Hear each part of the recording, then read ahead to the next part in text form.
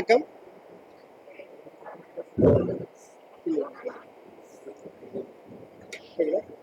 வணக்கம். Chennai district gymnastic association ஒருங்கிணைக்கும் Tamil Nadu gymnastic championship 2024 இது 18ஆம் ஆண்டு நாங்கள் நடத்துகிறோம். கிட்டத்தட்ட தமிழகம் முழுக்க இருந்து 32 மாவட்டங்கள்ல இருந்து இந்த ஜிம்னாஸ்டிக் சாம்பியன்ஷிப் போட்டியில் கலந்துக்க பல்வேறு மாவட்டங்கள்ல இருந்து பல்வேறு வகையான வயது பிரிவிலிருந்து வந்திருக்காங்க. கிட்டத்தட்ட 600க்கும் மேற்பட்ட மாணவர்கள் இந்த போட்டியில் பங்கு பெற்றிருக்காங்க.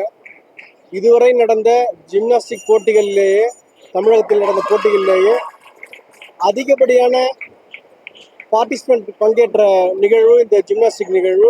நாம் நடத்துகிற இந்த மாநில போட்டி தான். இந்த போட்டி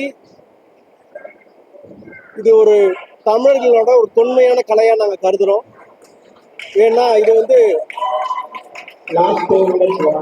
வரலாற்றின் அடிப்படையில் இது கிரேக்க நாட்டிலிருந்து தொடங்கப்பட்டதாக வரலாற்று குறிப்புகள் இருந்தாலும், இந்த மண்ணின் கலையான அடிமுறை எப்படி வந்ததோ, சிலம்பம் எப்படி வந்ததோ, அப்படி இந்த ஜிம்னாஸ்டிக்கும் இந்த கலைநய சீருடற்பயிற்சின்னு சொல்லுவாங்க தமிழில், தூய சொல்ல. இதுவும் தமிழ்நாட்டிலிருந்து தமிழக மக்கள்கிட்ட இருந்து தான் தொடங்கி இருக்கும்னு நாங்கள் கருதுகிறோம். ஏன்னா நம்முடைய தொடு மருத்துவம் தான் இன்னைக்கு சீன மருத்துவத்தோட அக்கு பஞ்சராகவும் அக்கு பிரஷராகவும் இருக்கு. நம்முடைய சித்த மருத்துவம் தான் இன்னைக்கு ஆயுஷா இந்திய அரசே எடுத்திருக்கு. அதனால இந்த ஜிம்னாஸ்டிக் போட்டி என்பதும் தமிழர்களோட கலையா இருக்கும். இது வரலாற்றில் நிரூபிக்கப்படும் நாங்கள் நம்புறோம். மற்ற கலைகள்ல எப்படி ஒலிம்பிக்ஸ் போட்டா மிகப்பெரிய சூழலா கருதுறாங்களோ, அப்படி ஜிம்னாஸ்டிக் போட்டிகளையும் கிரிக்கெட் போன்று, கால்பந்து போன்று இதுலேயும் அனைத்து தரமான மக்களும் பங்கு பெறணும். இது ஒரு மிகவும் ஒரு உடலை லாகவமா வளர்ச்சி, உடலில் உள்ள நரம்பு, சதை அனைத்துக்குமான ஒரு பயிற்சி கொடுக்குற ஒரு விளையாட்டு இது. இதை அனைத்து மக்களுக்கான கலையா நம்ம மாற்றணும். அதுக்கான அரும்பாடுபட்டு எங்களோட சென்னை டிஸ்ட்ரிக்ட் ஜிம்னாஸ்டிக் அசோசியேஷன் பாடுபட்டு இருக்கு. இதுல எங்களோட பொதுச் செயலர் சுகுமாரன் உட்பட அனைவருமே இதை ஒரு தொண்டுணர்வோட நாங்கள் செஞ்சிட்டு இருக்கோம். இந்த கலை மக்களுக்கான கலையா வரணும்.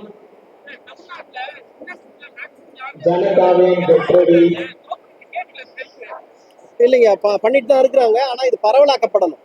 இப்ப மற்ற விளையாட்டுக்கு எப்படி முக்கியத்துவம் கொடுக்குறாங்களோ, இப்ப கார் ரேஸ் நடக்குது. கார் ரேஸுக்கு பல கோடி செலவு பண்ணி தமிழ்நாடு அரசு முன்னெடுத்திருக்குது. அப்படி இது ஒரு உலக கவனம் பெறணும்.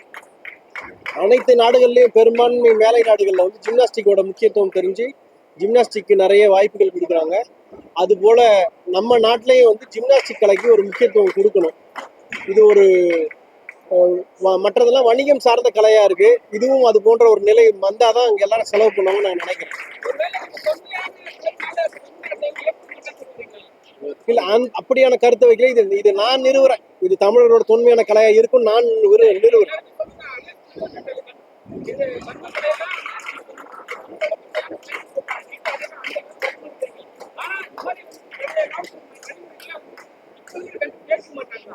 இல்ல, இது எப்படின்னா, நீங்க இப்ப ஆர்கானிக் ஃபுட்னு சொல்லுவோம்ல, இப்ப இயற்கையான உணவு, இயற்கையா விளைவிக்கிற பொருள் அப்படின்னா அதோட மதிப்பு கூட இருக்கு. அது யாருக்கிட்ட போகுதுன்னா இயல்பாவே கொஞ்சம் பணம் இருக்கவங்க கிட்ட தான் போகுது. அது போல கொஞ்சம் இது தொடர்பான உடற்பயிற்சி தொடர்பான கல்வி தொடர்பான அறிவு இருக்கிற மேல் மக்கள் கிட்ட தான் போகுது. இயல்பான ஏழை மக்கள் கிட்ட இது பரவலாக்கப்படணும்.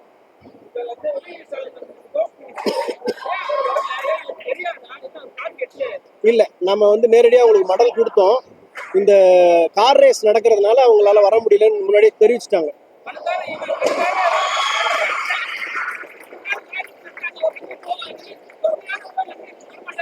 அப்படி சொல்லலாம், அப்படி நம்ம தெரிவிக்கலாம். அவங்க கட்டாயம் வர்ற திட்டத்துல இருந்தாங்க.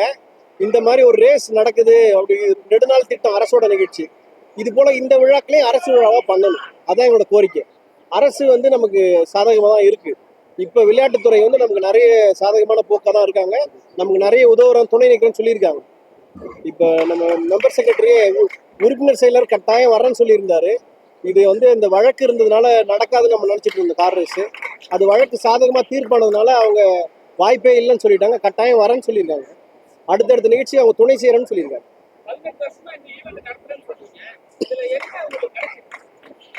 ஒரு ஆத்மார்த்தமா நாங்க பணி செஞ்ச உணர்வு தான் கிடைச்சது. நாங்க வந்து பணத்துக்காக இந்த வேலையை செய்யல. நாங்க இந்த கலையை மக்கள்கிட்ட கொண்டு போய் சேர்க்கணுன்றதுக்காக. இப்ப மற்ற ஜிம்னாஸ்டிக் இருக்க மாதிரி இருக்காது இது. இங்க வந்து சாதாரண ஏழை மக்களும் இருக்காங்க. நாங்க இன்னும் பெரும்பான்மை மக்கள்கிட்ட போகணும்னு நினைக்கிறோம்.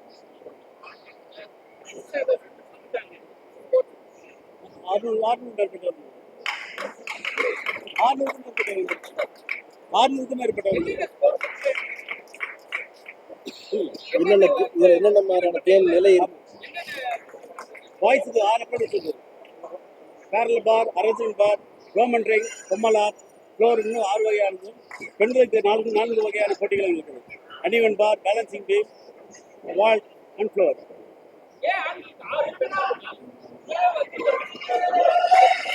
அது நான் கொண்டு சார், அது உலகளவில்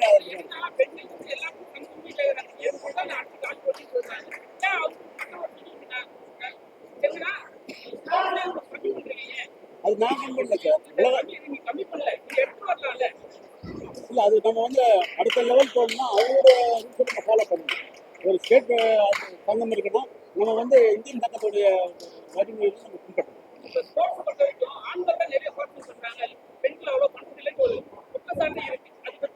இல்லை, இது ஜிம்னாஸ்டிக்ஸ் தான் யூக்லா இருக்காங்க. நீங்க ஃபோன் பண்ணி பாருங்க, எல்லாமே வியூவனா இருக்காங்க. இவங்க சொல்றோம்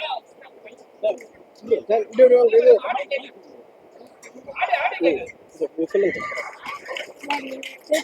பெண்களுக்கான சமூகம் இல்லை அப்படின்னு நீங்க மற்ற விளையாட்டுகள்ல பாத்தீங்கன்னா அது ரொம்பவே குறைப்பு. கிரிக்கெட் எடுத்தீங்கன்னா பெண்களுக்கு முழுமையா இல்லை. இது போல பல சடுகுடாகட்டும் நேரம் பயிற்சிகள்லாம் ஜல்லிக்கட்டு போன்றது எதை பார்த்தீங்கன்னாலும் பெண்களுக்கு வந்து இந்த சமூகம் என்னவா இருக்கோ அதுல இருந்தா பெண்களுக்கான இடமும் கொடுக்குறாங்க. குடும்பங்களும் முன்னேறணும். இந்த நீங்க ஒப்புமைப்படுத்தி பாத்தீங்கன்னா ஜிம்னாஸ்டிக்ல மற்ற விளையாட்டுகளோட ஜிம்னாஸ்டிக்ல அனுப்புறாங்க. ஏன்னா இது உடல் சார்ந்தது. கிரிக்கெட்டை யார் வேணா விளையாடலாம், அது ஒரு விளையாட்டு மட்டும்தான். ஆனா இது வந்து ஒரு கலை, இது வந்து உடற்பயிற்சி. இது சொந்தமா உடலை வளைத்து இதுக்குன்னு பொறுப்பெடுக்கிறவங்க தான் வர முடியும். கிரிக்கெட் என்பது ஒரு விளையாட்டு, வீரம் சார்ந்த விளையாட்டுகள் இருக்குது. ஆனா கலையும் வீரமும் உடல் பயிற்சியும் சார்ந்தது. இதுக்கு பெண்கள் தான் அதிகமா வராங்க. மற்ற விளையாட்டுகள் தான் குறைவா இருக்குது. இதுல அதிகமா வராங்க, ஜிம்னாஸ்டிக் அதிகமா வராங்கன்றதான் இந்த சிறப்பு செய்தி.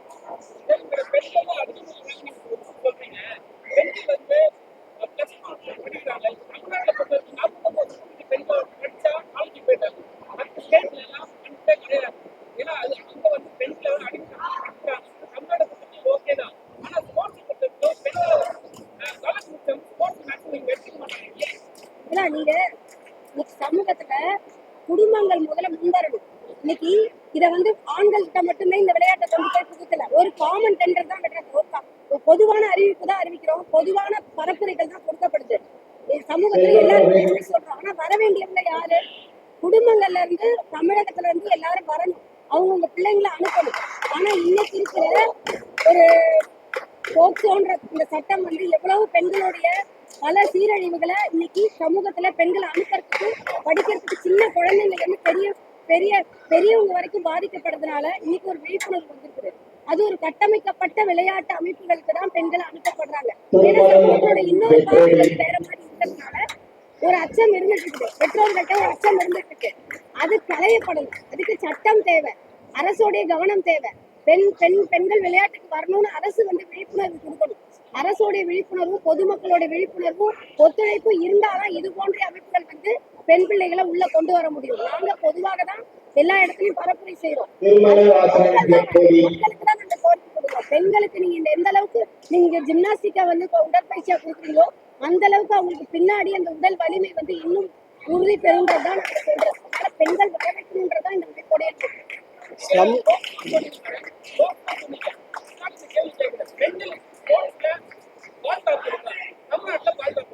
கண்டிப்பா இருக்கு. தமிழ்நாட்டுல நீங்க கபடி ஆகட்டும்,